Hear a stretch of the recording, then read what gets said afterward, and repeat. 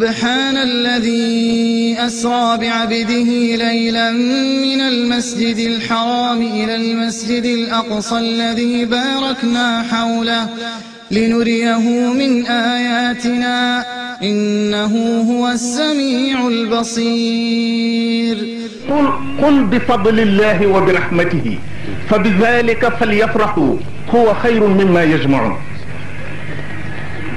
موتاخ سونو واجورو تيدي bi mu feeñee ñii takki gàllaaj ñii di ñaan sëriñ bi ne déedéet wa anna al fadla bi yadillahi yuutihi man yasha kenn du ko takkal téer yàlla moo ko yoral boppam kudd moo xam ne xubbil xadiimi fadl kon léegi ki yegg ci ne pour xéewal muy sotti rongoñ ngir sëñ Tuubaa farata la yonent bi dafa lay mën a cëpp waaye yonent bi dafa dem ci kaw moom mu wàcc ci suuf ñu bokk benn bis doomi sëñ Tuubaa waaye mos sa bëgg a doon lu